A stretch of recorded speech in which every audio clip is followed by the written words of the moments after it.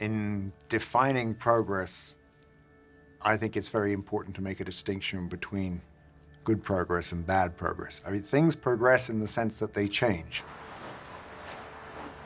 Both in nature and in human society, there appears to be a clear trend towards increasing complexity as change proceeds. We tend to delude ourselves that these changes always result in improvements from the human point of view.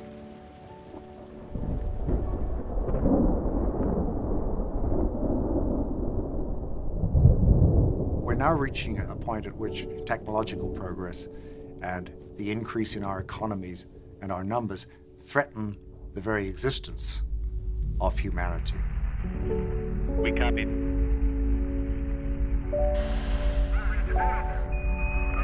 Transmitter key, that's why we couldn't read.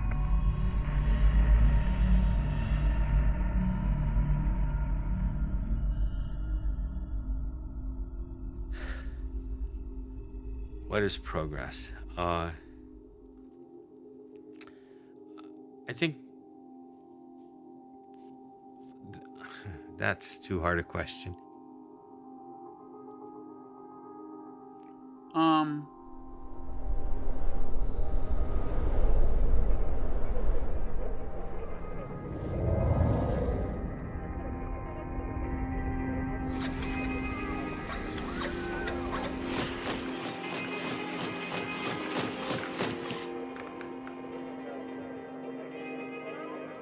When I think of the word progress,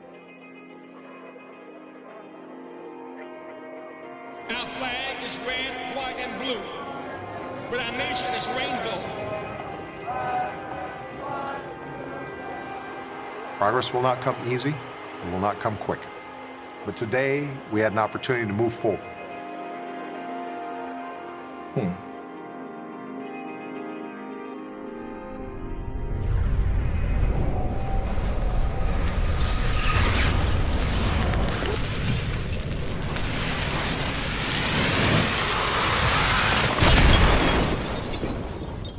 It seems like we're stuck in this trap for the last 200 years since the Industrial Revolution, where we think progress is more of the same. Like, we should make our machines better and get more machines. But we've been doing that for 200 years, so doing more of that is not progress. We're like stuck in this, like a record.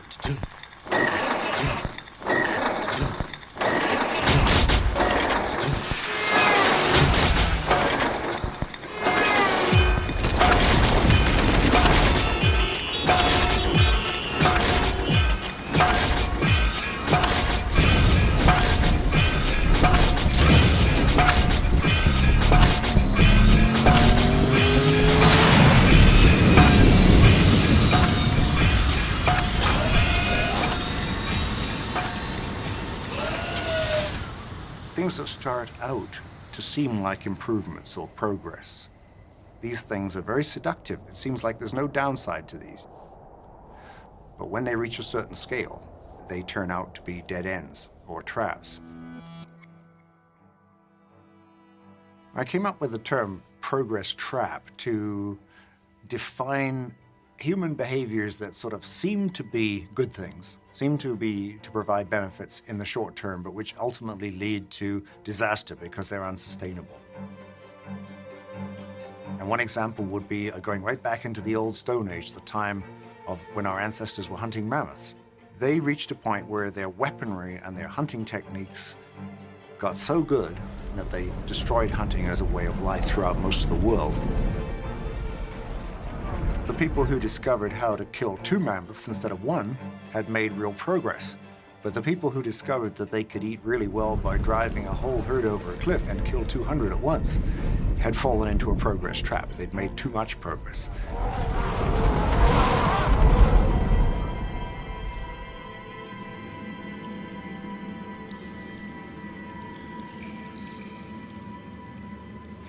Our physical bodies and our physical brains, as far as we can tell, have changed very little in the past 50,000 years. We've only been living in civilization for the last 5,000 years at the most, which is less than 0.2% of our evolutionary history. So the other 99.8, we were hunters and gatherers, and that is the kind of way of life that made us.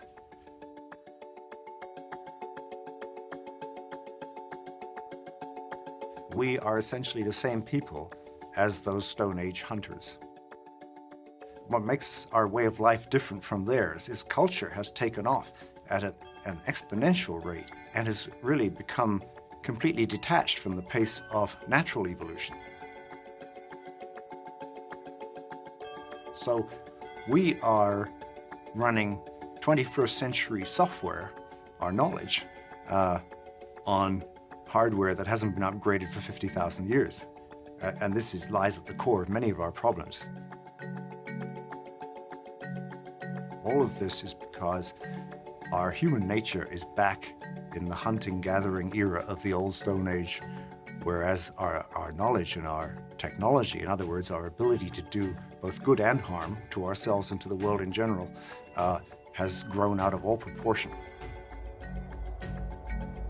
One thing to remember, of course, about the human mind is that it's not that fundamentally different from, say, the brain of a chimpanzee. Most of the human brain, the basic structure of the brain, is much older than the human species. Some of it goes back to bacteria, some of it goes back to worms, some of it originated in the first mammal, some of it in the first primates, some of it in the first human beings. Very little of it, however, changed in the last 50,000 years. And so most of what we do with hardware components that are much older than any of the problems that we face.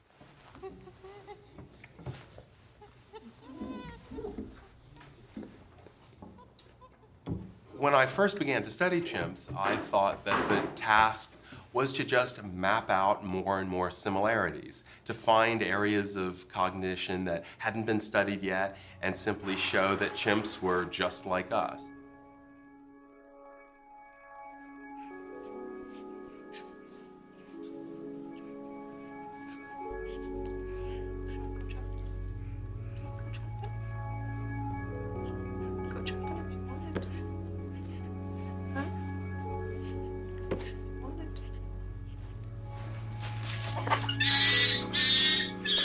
You can imagine teaching a small child to stand up a block upright. And you can teach a chimp to do the same thing. Oh, I'll set up the block here, set up a block here. I can see everything. It's very, very clear. And I get a piece of fruit for doing it.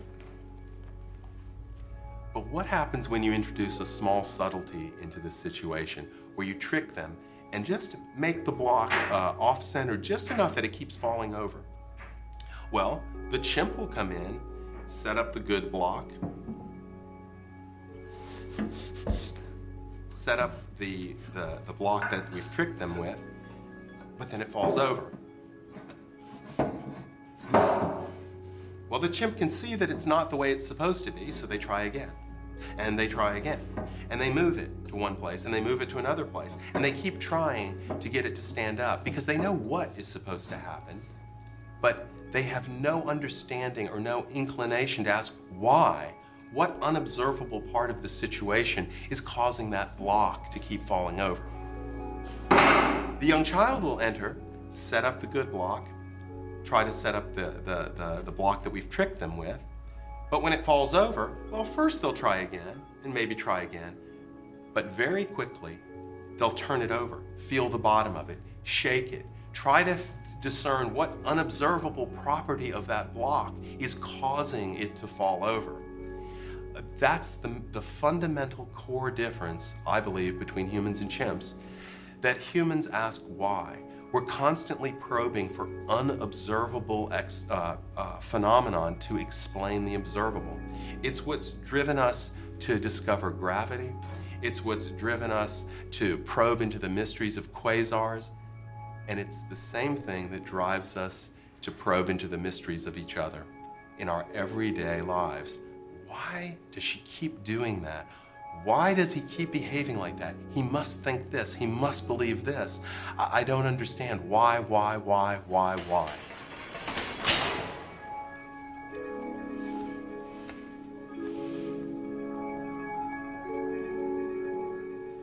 So the upside of the human capacity to ask why, to continually probe behind appearances, and to try to find out how the world really works, is we develop fabulous new medicines. We develop fabulous new therapeutic techniques to take care of people. We invent the whole cascade of modern technology.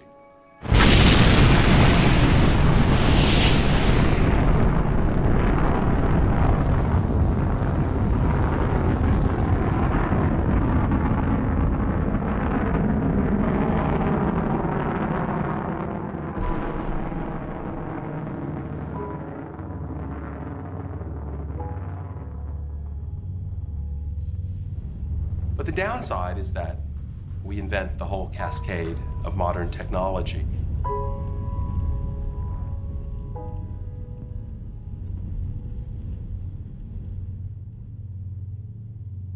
Arguably, we are the most intellectual creature that's ever walked on planet Earth. So how come then that this so intellectual being is destroying its only home, because we only have the one home? Maybe one day people will be on Mars, but for the moment we've got planet Earth. And we are destroying, we are polluting, we are damaging the future of our own species, which is very counterproductive from an evolutionary perspective.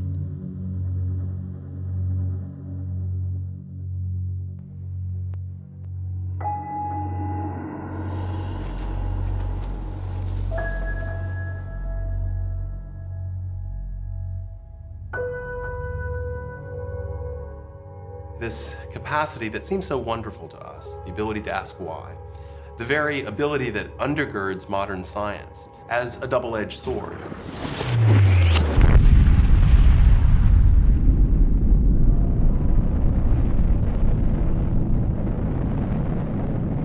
If humans go extinct on this planet, I think what's going to be our epitaph on our gravestone is why. I'm getting a light driving this machine. Think I overdid that one. Yeah, it went clean out of sight. Oh, you think you're so clever. Okay. We have the ability to think into the future, but most of our mechanisms, most of our brain mechanisms evolved before we had any ability to think forward to the future, and when it made some sense for decisions to be short-term. And so a lot of our brain mechanisms, what I call our ancestral mechanisms or our reflexive mechanisms, are tuned to making snap decisions right away, like fight or flight. You see the lion, either you're going to fight or you're going to run. No time to think about the long-term consequences. And that's good when we're stressed about something immediate that we can deal with, for example. But those very systems that work by reflex are not so good at cooperating with these more modern systems, the deliberative systems that allow us to make long-term decisions and say, well, is this good for me? Is it good for my society, for my planet?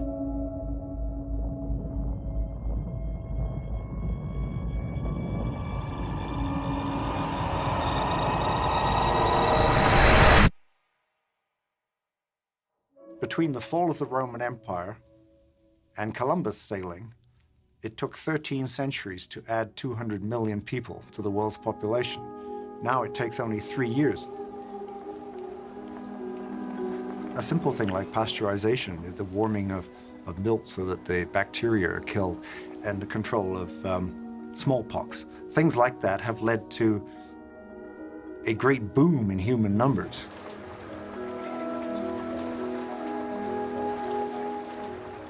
So overpopulation, which nobody really wants to talk about because it cuts at things like religious beliefs and the freedom of the individual and the autonomy of the family and so forth, is something that we're going to have to deal with.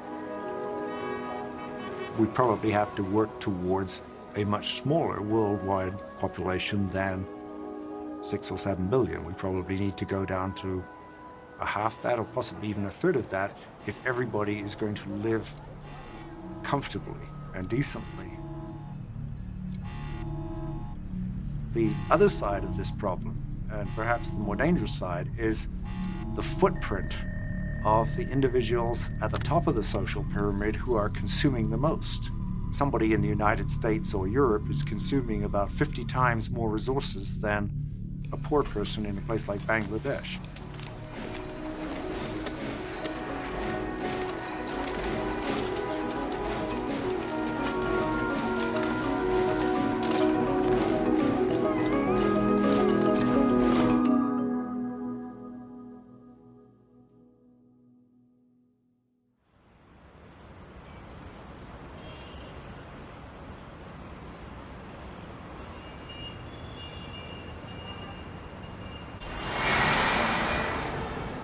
If China were to reach the level of consumption of, say, the United States or Europe, it's very unlikely that the world could support the addition of 1 billion consumers at that level.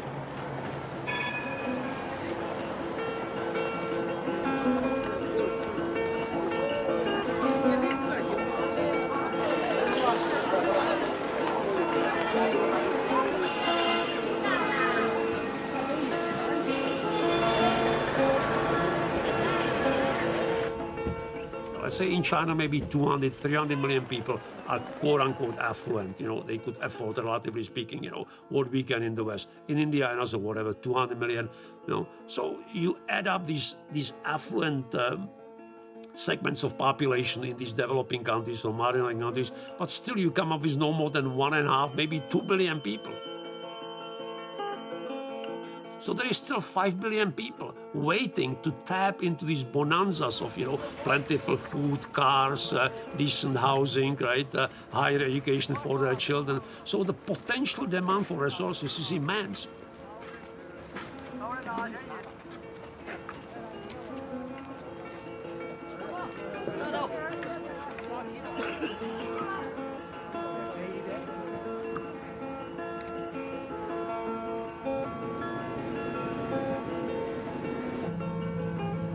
要说个人驾驶经验不知道多少公里，但是自驾车以领队的这个工作，带领自驾车达到了50万公里以上。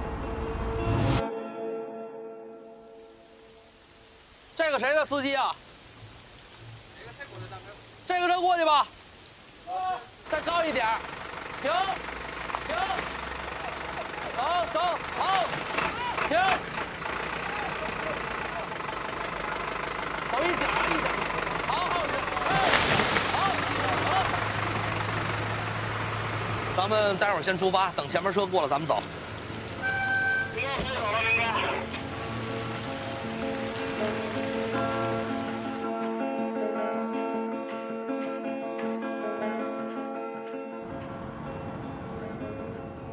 那么《西游记》呢，作为中国的古代传说当中，家喻户晓的一个故事，一个传说，一个神话故事吧。然后师徒4人去西天取经，这么一个历史的神话传说。那么我就是这个车队当中的这个唐僧，我就是这个师傅，我带领大家，我带领这些徒弟们一起去西天，取得真经，取得生活的真谛，去享受生命这个真经。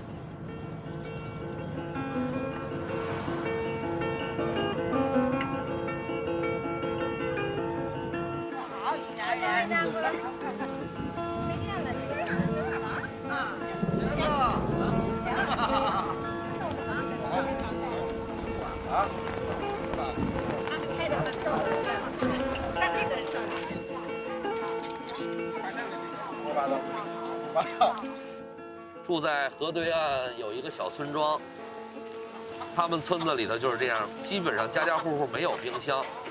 要买肉的话呢，需要去30公里以外的县城去买，一周不去一次，一周可能才去一次。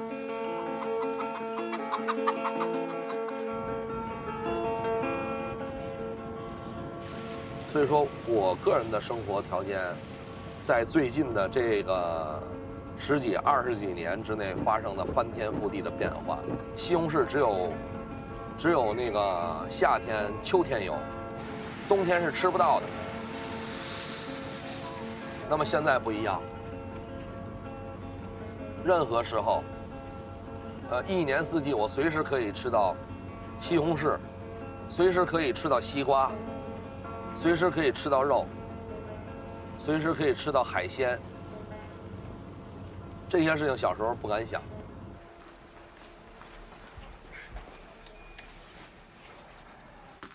到家了，10多天啊。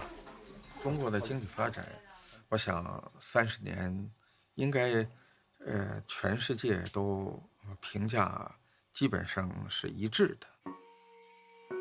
不管是喜欢中国还是不喜欢中国的人，那么当时这30年，我们也有很多问题，比如是环境问题。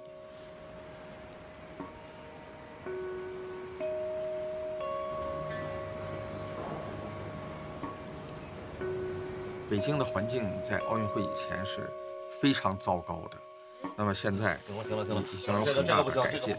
这个不可以讲这个现在我们一直在注意这件事情，全程我一直在避免这种事情出现，我们一直在注意控制这件事情。你这个不是去的问题，现在不是对你的采访，不是全世界都知道，不需要你不能用你的嘴去说出来。别说了，什么叫别说了？你说这个是很有问题的，你知道吗？我们一直控制这件事，因为不成问题，那么我这么多年的这个工作是我才积累到现在这种地步，那你这么去做对我有很大的伤害，你明白吗？你这样去对我有很大的伤害，你不明白。那么中国的经济在今后还是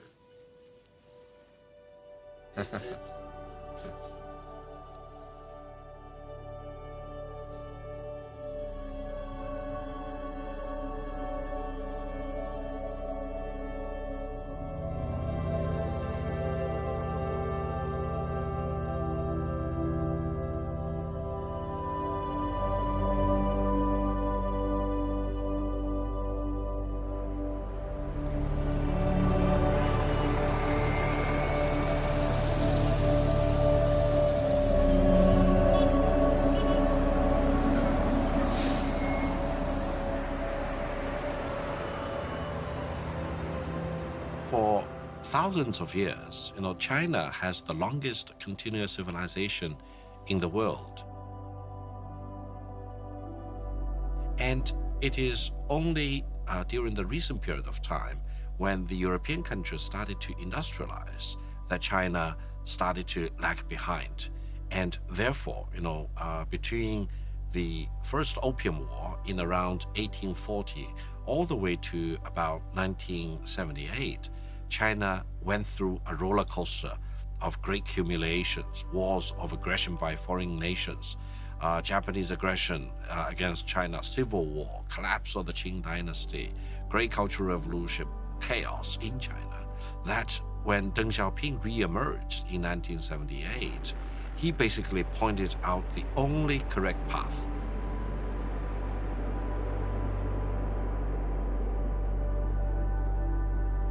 We need to go onto a path of growth, and China need to modernize and industrialize. And I think that's, the beginning of China's correct development onto a right path.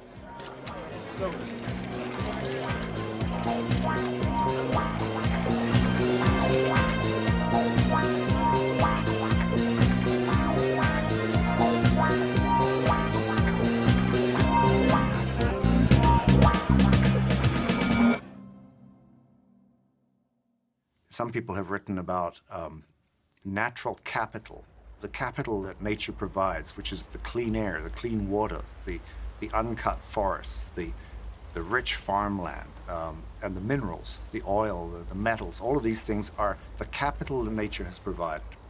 And until about 1980, human civilization was able to live on what we might term the interest of that capital, the surplus that nature is able to produce, the food that farmland can grow without actually degrading the farmland, or the number of fish you can pull out of the sea without causing the fish stocks to crash. But since 1980, we've been using more than the interest. And so we are in effect like somebody who thinks he's rich because he's spending the money that has been left in his inheritance, not spending the interest, but eating into the capital. The last time I visited the New York Stock Exchange was in 1980, and the mood sure was different then. Government, with its high taxes, excessive spending, and over-regulation, had thrown a wrench in the works of our free markets.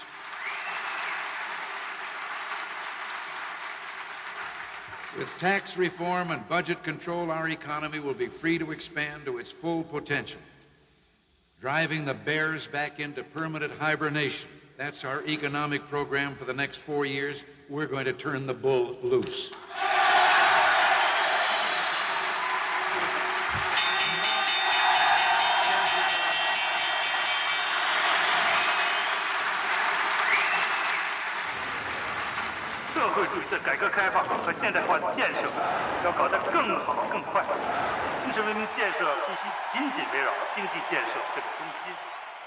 The world is this big. It's not this big, and it can't be this big. It's just this big. It's a finite sum.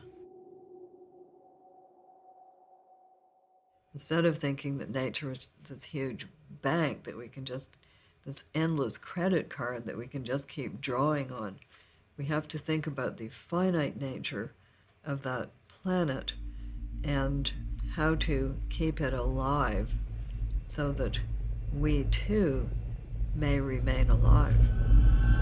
Unless we conserve the planet, there isn't going to be the economy.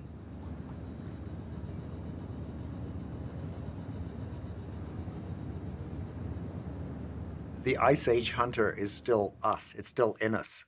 Those ancient hunters who thought that there would always be another herd of mammoth over the next hill shared the optimism of the stock trader, that there's always going to be another big killing on the stock market in the next week or two. Get your bets down, ladies and gentlemen.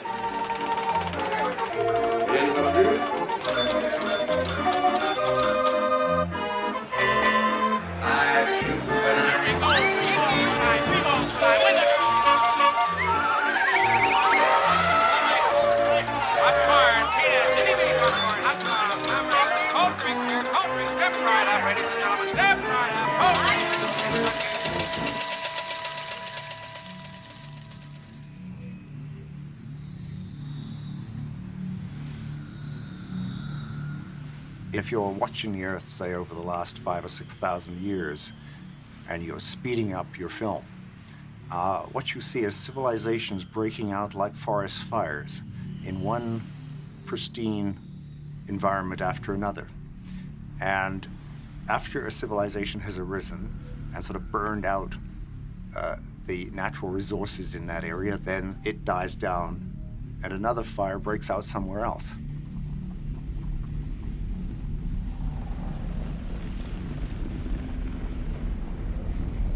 And now, of course, we have one huge civilization all around the world, which we have to confront the possibility that the entire experiment of civilization is in itself a progress trap.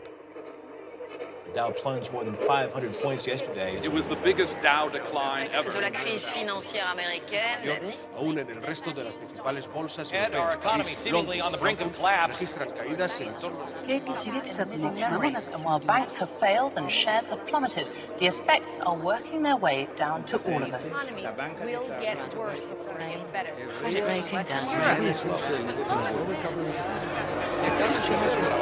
En el último año.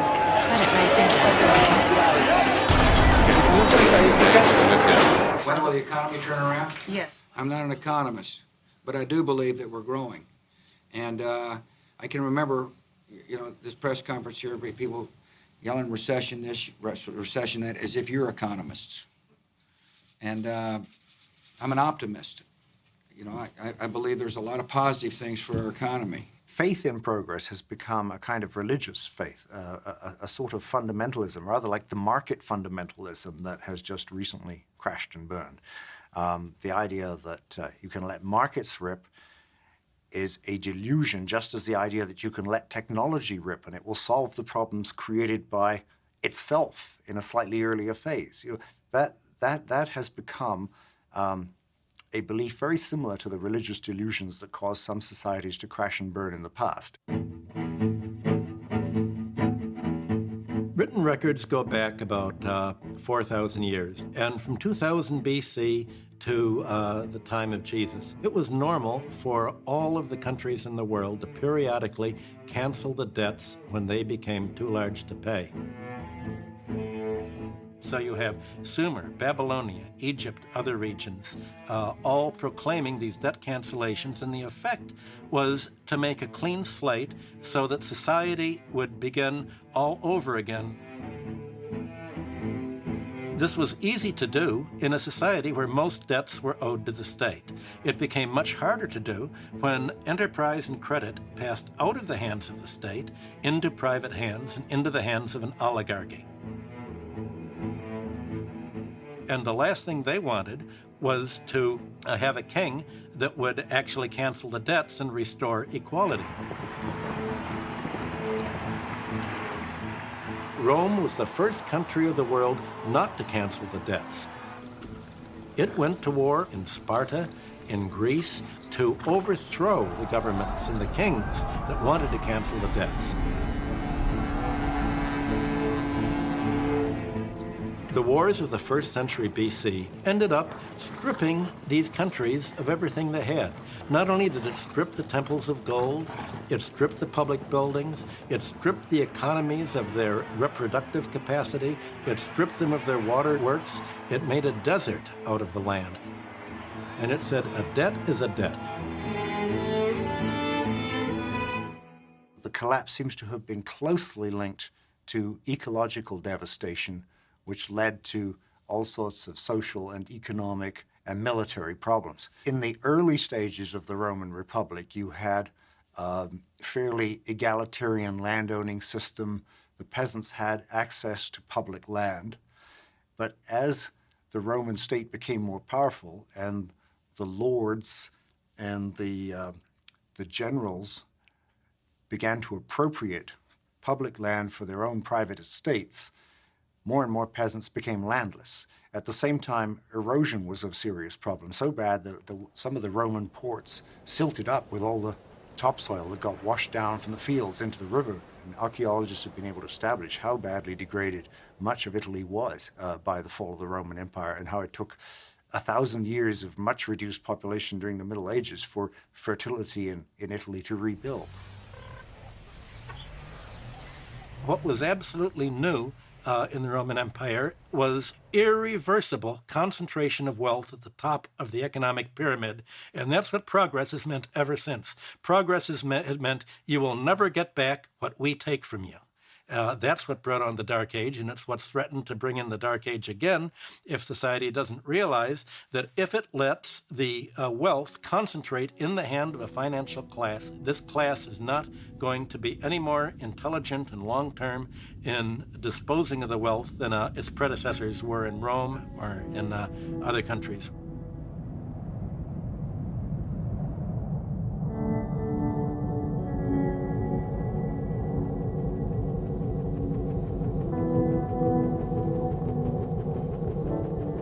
Well, the term oligarchy obviously sounds a little esoteric. It just means a small group of people have got a lot of political power based on their economic power. We like to think of the United States as being much more democratic, much more spread out in terms of who has the power. And oligarchy is something that's usually associated with relatively poor countries, but that view has to be updated because we've got an essential part of that problem, that structure, in the United States today. People who got all this economic power were in the financial sector. It was Wall Street, if I can use that shorthand expression. Wall Street became really powerful, They use that power to buy influence in Washington, get more deregulation, so to get more of the playing field shaped in the way they wanted, which was no government intervention, no restrictions on what they're going to do. That enabled them to make a lot more money, which brought them more political power, and this went on for a considerable period of time until, of course, there was an enormous crash. But basically, you come to us today on your bicycles after buying Girl Scout cookies and helping out Mother Teresa, telling us we're sorry, we didn't mean it, we won't do it again, trust us. Well, I have some people in my constituency that actually robbed some of your banks, and they say the same thing. They're sorry, they didn't mean it, they won't do it again, just let them out. Do you understand that this is a little difficult for most of my constituents to take? That you learned your lesson? The bankers can't stop themselves. It's in their DNA, in the DNA of their organizations, to take massive risks, to pay themselves ridiculous salaries, and to collapse. And the more that reasonable, responsible people of the center, and the left and the right, see this, the closer we get to finally constraining the power of these out-of-control financial oligarchs. It's not a mystery, it's not a surprise that we know we have crises every 5 or 10 years. You know, my daughter called me from school one day and said, "Dad, what's a financial crisis?" And without trying to be funny, I said, "It's the type of thing that happens every 5 to 7 years. And she said, "Why is everyone so surprised?" So we shouldn't be surprised.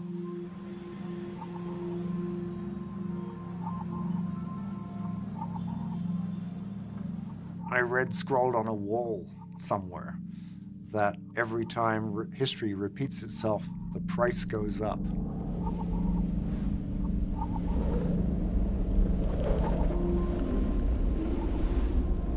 If you look at the increasing complexity of civilization, what you can see towards the end of the classic Maya period is the enormous amount of effort being put in to build palaces and temple precincts that are controlled entirely by the nobility, and from which one imagines the peasantry was excluded, just as the ordinary folk are excluded from gated communities in many countries today. And one imagines also that therefore the people at the bottom were becoming more and more disenchanted with the rulers, as they felt that the social contract that had once existed, that the rulers were kind of the mediators between the gods and themselves and would help them get good weather and good crops and all of that, as they saw that beginning to break down and the rulers in effect losing touch with the people whom they claim to represent. It is a pattern I think we can see a lot in the modern world now. Every society in history for the last 4,000 years has found that the debts grow more rapidly than people can pay. And the problem is a small oligarchy of 10% of the population at the top to whom all of these net debts are owed to. You want to annul the debts to the top 10%. That's what they're not going to do. The oligarchy is running things. They would rather annul the bottom 90% right to live than to annul the money that's due to them. They would rather strip the planet and shrink the population and be paid rather than give up their claims. That's the political fight of the 21st century. Well, my job on Wall Street was to be balance of payments economist for the Chase Manhattan Bank in the 1960s. My first job there was to calculate how much debt could third world countries pay. And the answer was, well, how much do they earn? And whatever they earn, that's what they can afford to pay in interest. And our objective was to take the entire earnings of a third world country and say, ideally, that would be all paid as interest to us. Look, don't give me a hard luck story. I hear them every day, and quite frankly, they bore me. The facts are simple. In 1973, this bank gave you a loan, and you still haven't paid it back. Admittedly, you paid back the initial sum, but not the interest, which to date amounts to 9 times the amount originally borrowed. 9 times. So you better get your act together. Times are tough, and we're all having to clamp down. And don't look at me like that. This is a bank, not a charity. The number one cost for foreign lending through some of the multilateral institutions such as IMF and World Bank is the death toll on the continent. We can look at the support of dictators that took place 30 years ago, from 1960 till 1997, of a brutal dictator. Moi, Mobutu Sese Seko Kukumbendu Wazabanga, je jure d'observer la Constitution et les lois du Zaïre. He was given humongous loans. Everyone knew he wasn't using that for the population. He was propped up as one of the biggest leaders in the whole African continent. While your country is young, only 10 years of age, that it has had a period of progress in that period, which has been an example for nations throughout the world.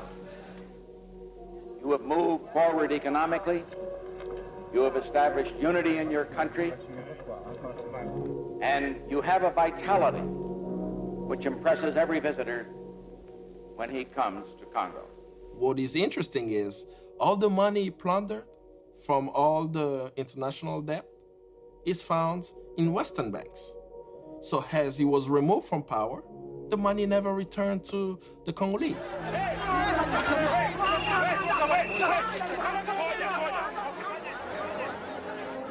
The population didn't have access to medical services, didn't have access to adequate education, living wage, and it continued till today. Now the Congo has a $14 billion debt. It's been structured in a way where the people do not benefit, and the human cost is so high. You know, in the Congo we have 6 million deaths since 1996.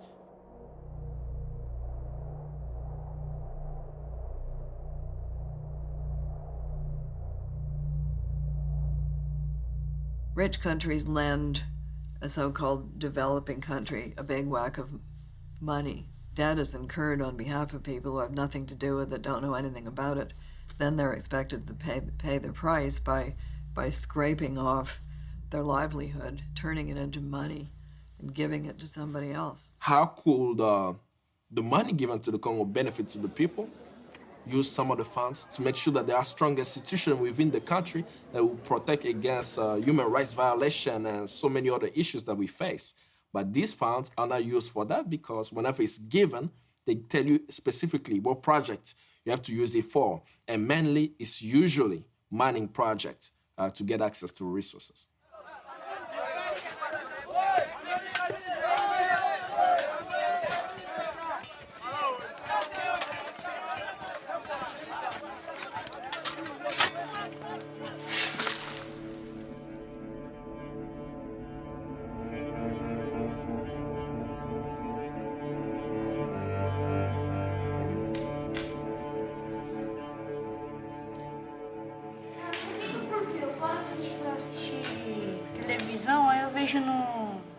No jornal, aí eu sempre paro pra ver, sempre estão desmatando a Amazônia. Eu não entendo por que eles querem isso.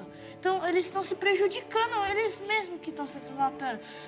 Como o Diogo falou, os animais... São interesses o quê? Interesses... econômicos? You can relate the destruction of the rainforest in Brazil directly to the Wall Street and London financial sector. The story begins in 1982, when countries couldn't pay their debt anymore. And the result is that the Latin American countries generally stopped paying because they said, we're already paying all of the balance of payments surplus we have to the banks. We don't have any money to import to sustain living standards. We don't have money to import to build new factories and to pay the debt. So the International Monetary Fund at that point said, don't go bankrupt. you have an option. You can begin to sell off the public domain. You have plenty of assets to sell to pay us. You can sell off your water rights, your forests, your subsoil mineral resources. You can sell us your oil rights. And so Brazil, Argentina, and other countries began to sell off their resources to private investors. And the private investors bought these resources on credit.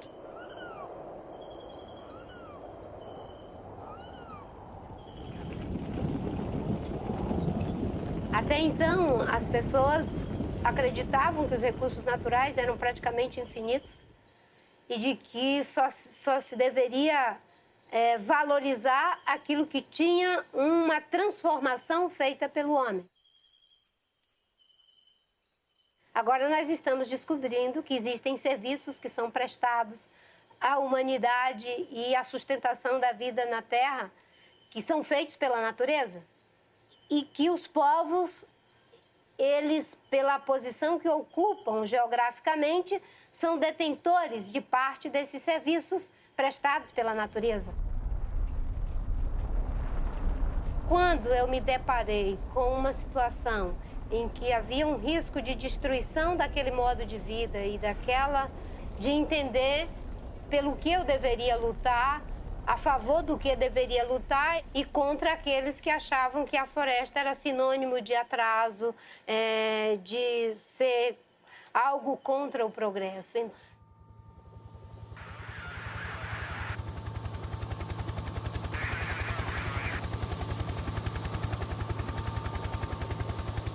O IBAMA é a agência de meio ambiente do governo federal e ela foi criada para tratar de todo o problema ambiental do país.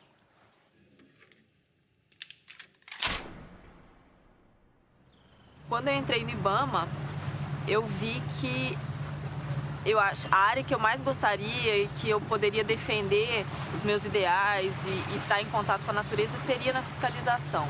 Onde eu puder estar, o que eu puder parar, eu vou fazer, mas infelizmente o que eu posso fazer é ínfimo comparado ao que acontece.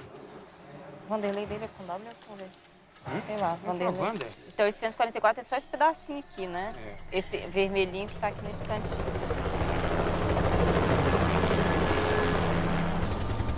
O tipo de operação que nós temos é nas madeireiras. Esse tipo de operação consiste em ir às madeireiras e observar se a madeira que eles têm lá é de origem legal.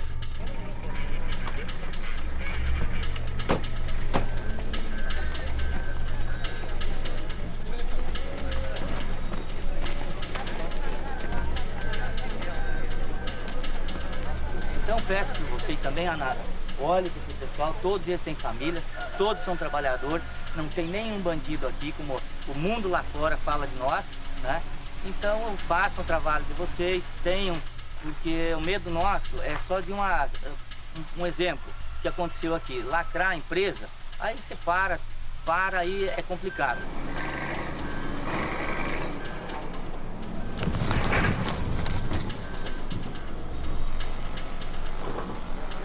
Tá bom?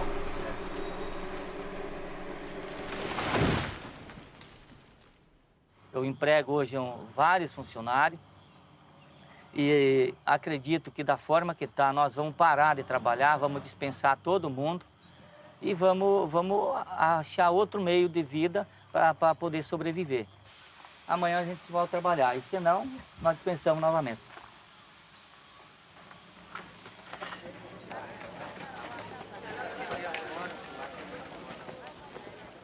Em vários casos, a população se volta contra o IBAMA e se torna violenta porque elas dependem economicamente da deforestation. E aí ocorrem esses distúrbios, essas guerras civis nessas cidades amazônicas.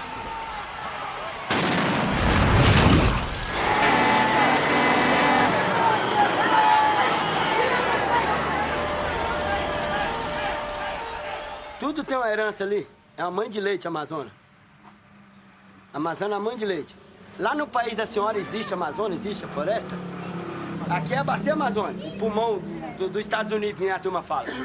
Que isso daqui eles falam que é o pulmão dos Estados Unidos, que é o único lugar que se gera oxigênio para lá. Se acabar isso daqui, todo mundo lá morre sem oxigênio. Aí por causa disso o povo brasileiro vai penar. Vai penar, porque nós vamos comer o quê? Vamos comer o quê? Nós vamos penar, tia. Você põe aqui o nosso governador daqui que derrubou uns milhões de alqueiro lá e aí quem paga o pato é nós que derrubamos um alqueiro ou dois que nós precisamos derrubar um alqueiro para nós plantar o nosso arroz, nosso feijão, nosso milho, né, plantar o nosso pé de café, para poder nós criar a nossa família. Quem destrói a Amazônia são os grandes fazendeiros, são grupos internacionais, são grandes fazendeiros, onde tem senadores, deputados, coronéis. Esses são os destruidores da floresta amazônica. Esses sim. É super frustrante, na maioria das vezes, porque nós sabemos que as pessoas que nós estamos pegando não são os grandes responsáveis pelo desmatamento.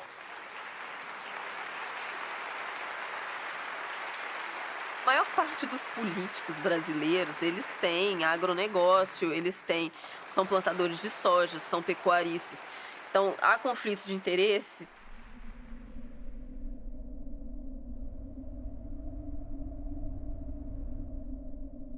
They're cutting down the rainforest, they're emptying out the economy, they're turning it into a hole in the ground to repay the bankers. That's the financial business plan. That's how it ends up. Because the bankers can always take their money and begin digging holes in another country and emptying out that country. That's the global financial system.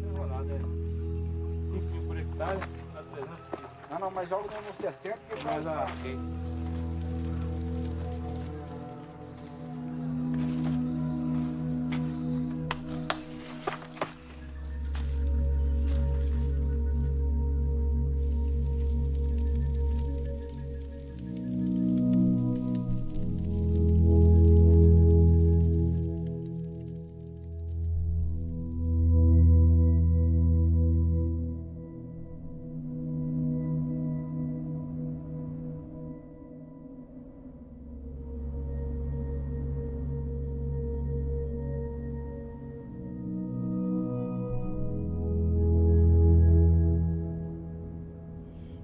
acho que se a gente não cuidar da Amazônia com devido apego a ela, a gente vai acabar virando o deserto da Amazônia, porque quando a gente desmata uma árvore, ela deixa de água, né? Aí a gente vai ter um monte de coisa e no final vai resultar em deserto.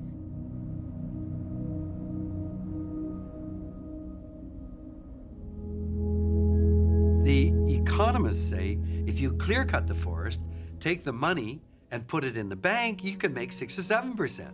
If you clear cut the forest, put it into Malaysia or Papua New Guinea, you can make 30 or 40%. So who cares whether you keep the forest? Cut it down, put the money somewhere else. When those forests are gone, put it in fish. When the fish are gone, put it in computers. Money doesn't stand for anything, and money now grows faster than the real world. Conventional economics is a form of brain damage. Economics is so fundamentally disconnected from the real world, it is destructive. If you take an introductory course in economics, the professor in the first lecture will show a slide of the economy. And it looks very impressive, you know, raw materials, extraction, process, manufacture, wholesale, retail, with arrows going back and forth. And they try to impress you because they think, they know damn well, economics is not a science, but they're trying to fool us into thinking that it's a real science. It's not. Economics is a set of values that they then try to use mathematical equations and all that stuff and pretend that it's a science. But if you ask the economist, in that equation, where do you put the ozone layer? Where do you put the deep underground aquifers of fossil water? Where do you put topsoil or biodiversity? Their answer is, oh, those are externalities. Well, then you might as well be on Mars. That economy is not based in anything like the real world. It's life, the web of life that filters water in the hydrologic cycle. It's microorganisms in the soil that create the soil that we can grow our food in. Nature performs all kinds of services. Insects fertilize all of the flowering plants. These services are vital to the health of the planet. Economists call these externalities. That's nuts.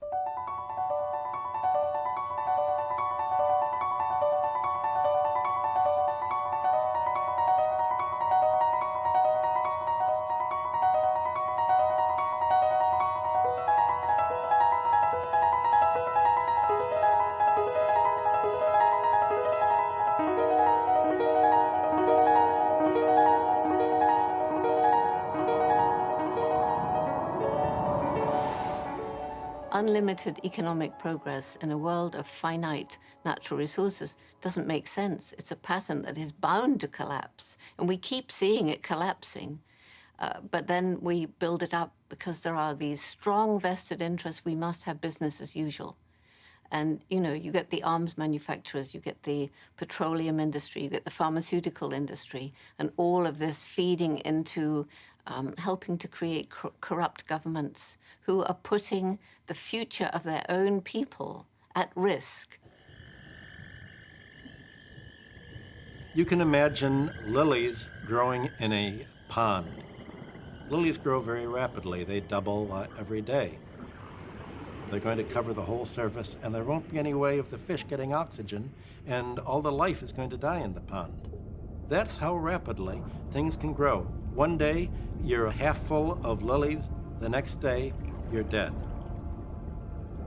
You could say that today we're in the point at which the lily pond is half full.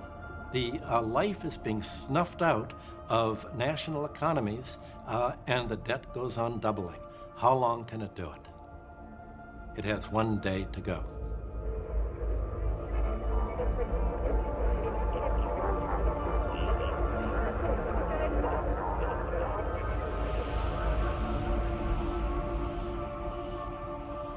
All the civilizations of the past, and I think our own, only seem to be doing well when they're expanding, when the population is growing, when the industrial output is growing, and when the cities are spreading outwards.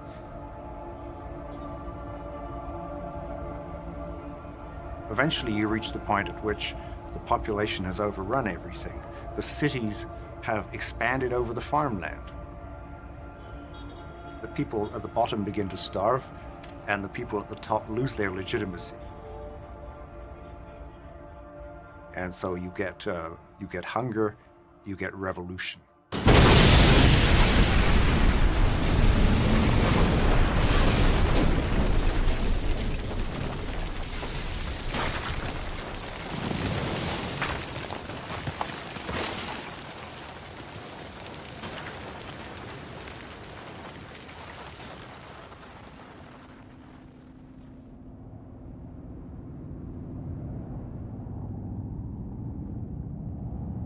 Now, one kind of scary thing about the moment we're in is that for the first time, there's kind of only one system.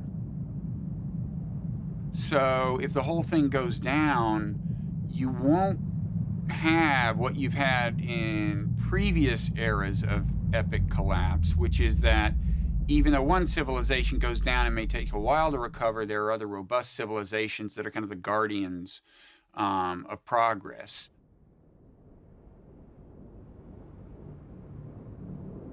In that sense, some of the things that have been reassuring in the past about progress don't necessarily apply to the current situation, because once you get to the global level, you've only got one experiment working.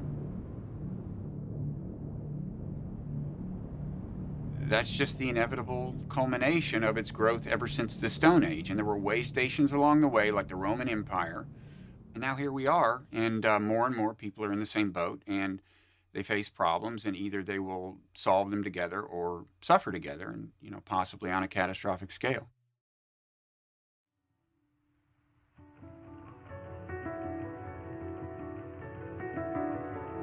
We are entering an increasingly dangerous period of our history.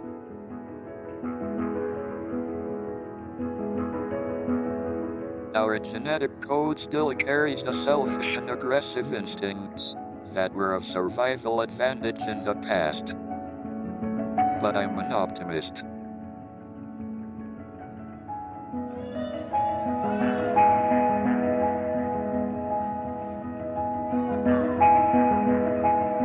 If we are the only intelligent beings in the galaxy, we should make sure we survive and continue.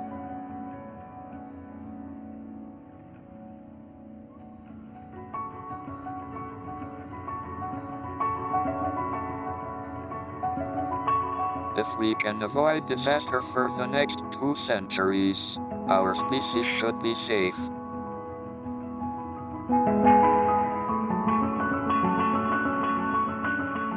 We have made remarkable progress in the last 100 years.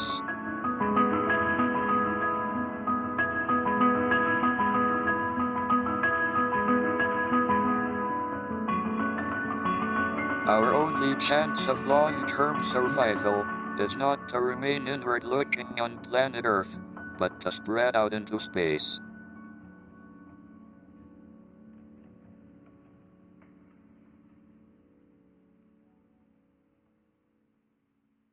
I was at a conference a few years back with George Lucas, and he came up and said, there's only 2 hopes for humanity. Either we find another planet to colonize after we've destroyed this one, or perhaps your technology, meaning what we're doing with the genetic code, might be able to allow us to transform ourselves or other aspects of the planet where we could continue to live here. We are here to celebrate the completion of the first survey of the entire human genome. Without a doubt, this is the most important, most wondrous map ever produced by humankind. We are announcing today, for the first time, our species can read the chemical letters of its genetic code. For the last several years, my team has been actually sailing around the world, collecting all the species in the ocean, the microspecies on filters, and we isolate all the DNA all at once from all of them. I have a novel way of looking at these genes. I view them as the design components of the future. It's a mind-boggling concept, even though we're doing it every day, that we can simply start with 4 bottles of chemicals, write the genetic code, and change the genetic code of species, basically developing new species. And we can try and find ways to make fuels that other people haven't even imagined. We can do this with novel sources of food.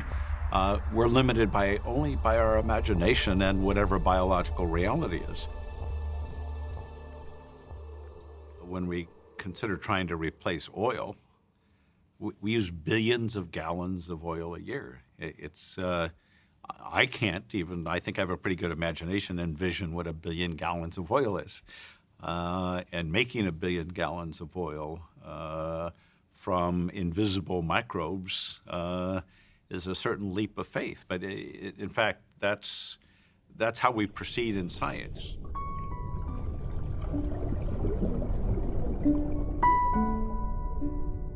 Instead of writing software for computers, we can now write software for life.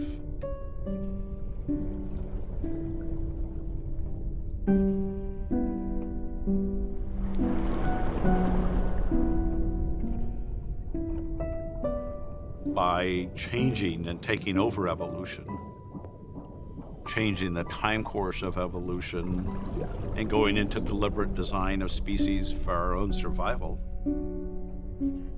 at least gives us some points of optimism that we have a chance to control our destiny. We're here today to announce the first synthetic cell. This is the first self-replicating species that we've had on the planet whose parent is a computer.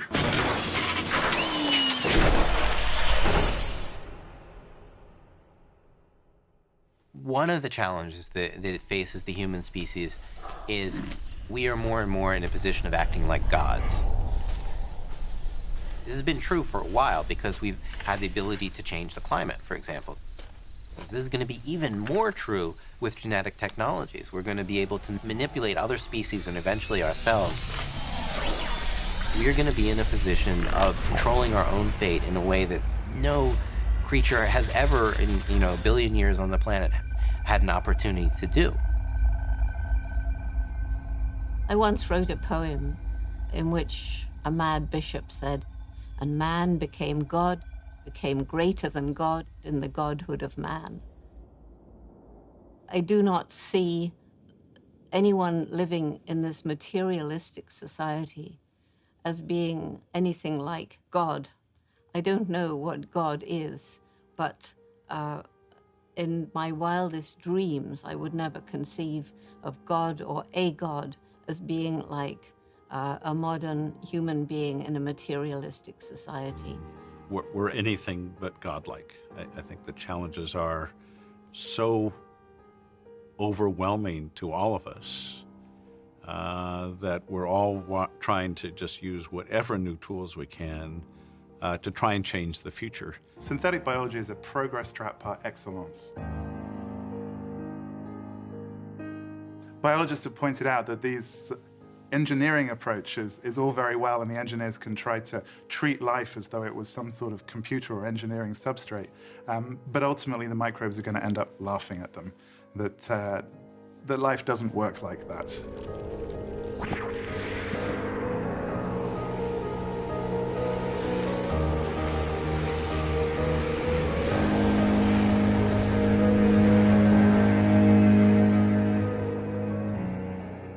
I think the problems that we're seeing now, whether we're talking about hunger and massive inequity, whether we're talking about climate change or the loss of biodiversity, have been driven over the last 200 years by a system of overproduction of stuff and overconsumption of stuff. And then that's been inflated and inflated and inflated to the point where it really is not in any way reasonable. The companies and those within governments who have supported that approach are now saying that they will provide new technologies to continue that consumption of stuff, that level of production. It's just not realistic. ExxonMobil and synthetic genomics have built a new facility to identify the most productive strains of algae. Algae are amazing little critters. They secrete oil, which we could turn into biofuels. They also absorb CO2. We're hoping to supplement the fuels that we use in our vehicles to someday help meet the world's energy demands. Which is harder, mapping the entire genome set that makes up a human being, or making algae produce energy? Well, making algae produce energy is not hard, but doing it on the scale required to have a major economic and environmental impact is going to be a huge challenge. But we have a good partner with that, with ExxonMobil, to try and get it to the scale that it needs to be of billions of gallons a year. A lot of engineering is required for facilities the size of San Francisco. Goodness. I think they're serious and we're serious. What we're seeing alongside the development of synthetic biology is a massive corporate grab on plant life. Literally speaking, that means a grab on land and a grab on seas as well, where people are being moved off of land to make way for the growing of plant life that can be transformed into plastics, chemicals, fuels, and so forth. What drives synthetic biology is not an attempt to save the planet or help humanity, but an attempt to increase the bottom line for certain very large corporations. If we're going to feed the upcoming 9 billion people, we can't afford to use our prime cropland for trying to produce the billions of gallons of fuel that we use. What we're doing with writing the genetic code, changing these species, allows us to use desert land we just need sunlight and CO2 for using these new engineered algae, for example. Synthetic biology, in a way, it's frightening, but I'm very sympathetic to this in many ways, that it would be nice to get a more water-efficient plant, but still, it would still need water.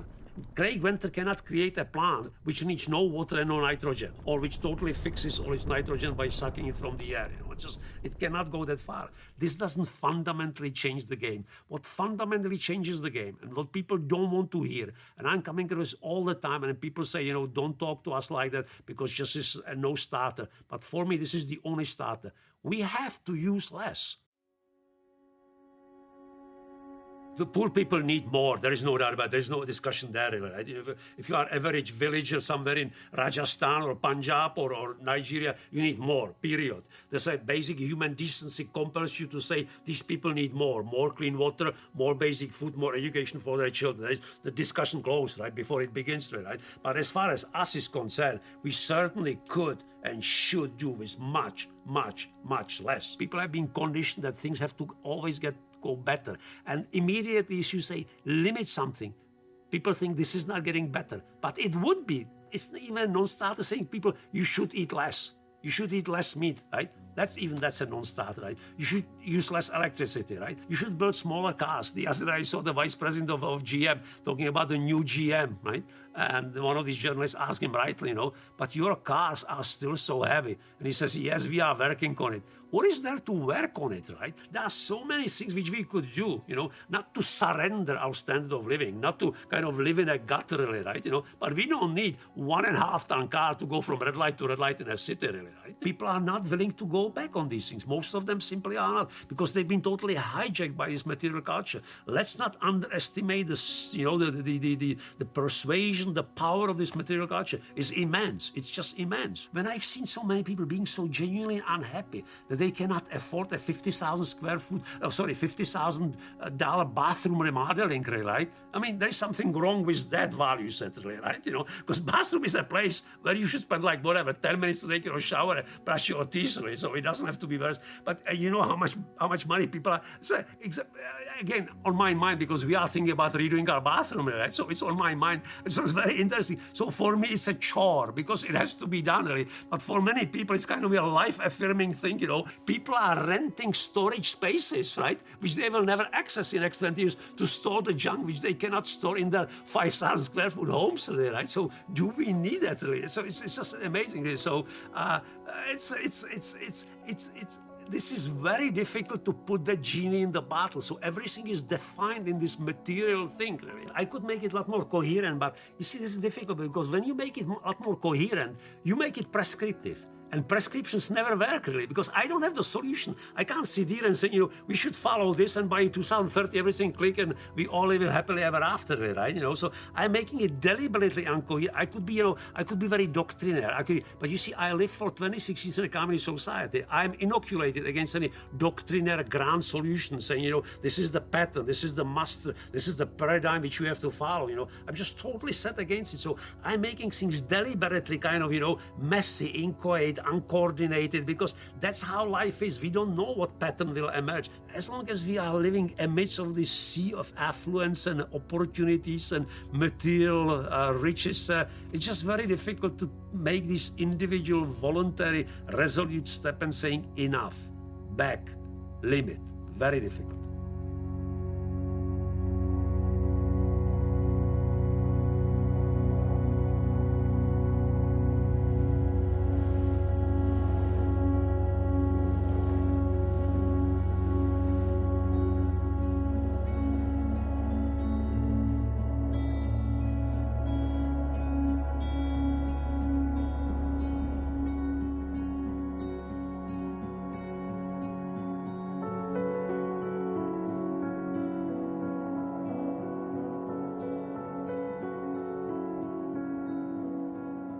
Eu acho que chegamos à era dos limites. Ainda que sejamos livres, nós somos livres para viver de acordo com a natureza que fomos criados. E não é possível defender modelos que não possam ser universalizados, porque senão nós teríamos que partir do princípio de que alguns têm direitos e outros não têm direitos. Logo, não é um problema de técnica, é um problema de ética.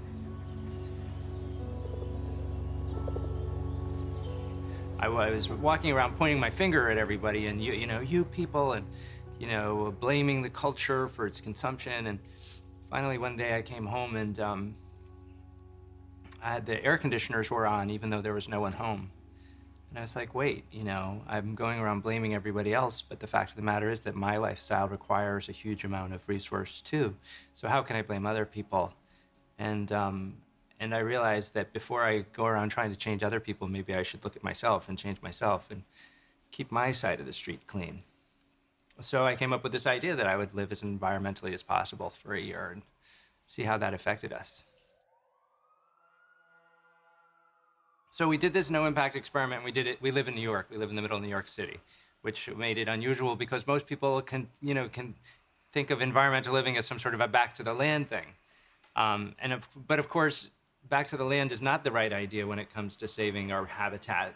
If all of us in New York were to go back to the land, we would very much destroy the lands.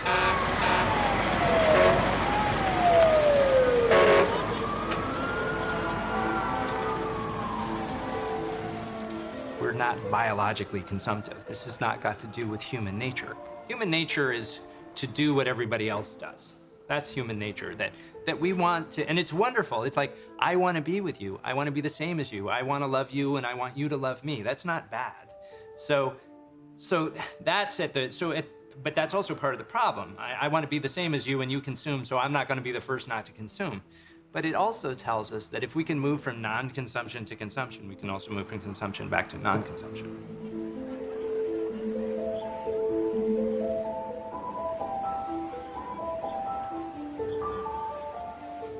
We need to begin by saying we're at the end of a failed experiment and it's time to say goodbye to it. It's an economic experiment, it's a technological experiment. It's been going on for a couple of 100 years and it's not worked. It's brought us to this point of crisis. Then we can start to sanely and intelligently say, how can we live within the real limits that our planet gives us and create a safe operating space for humanity? Admittedly, we've used our brain in ways that are detrimental to the environment and society, but brains are beginning to get together around the planet to find solutions to some of the harm that we've inflicted. And you know, we humans are a problem-solving species, and we always do pretty well when our back's to the wall. It's easy now to see kind of a giant social brain or planetary brain because it's in the physical form of the internet. It looks so much like a nervous system, you almost can't miss the analogy. You might say that there have always been a lot of little social brains around the planet getting bigger, starting to form little interconnections among themselves. Now more than ever, you could say there's a unified social brain.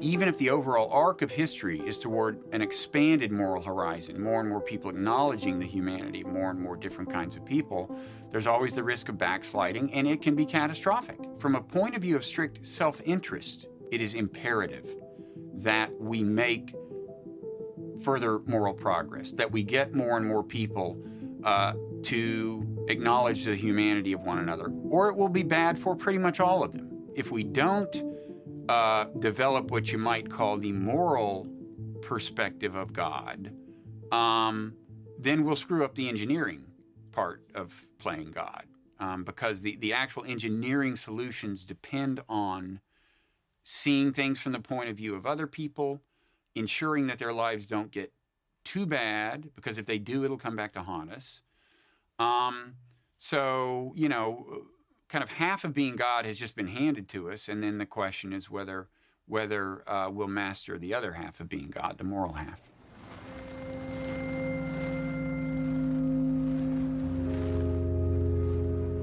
The bad news is that the Enlightenment is sometimes hard to come by because of human nature in some cases, because, you know, we've got these kind of animal minds designed for a very different environment, facing novel problems.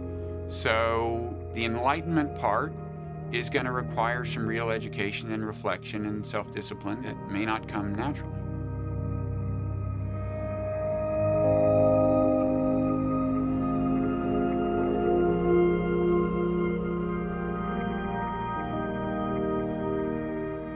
I think what we're up against here is human nature. We have to reform ourselves, remake ourselves in a way that cuts against the grain of our inner animal nature and transcend that Ice Age hunter that all of us are if you strip off the thin layer of civilization.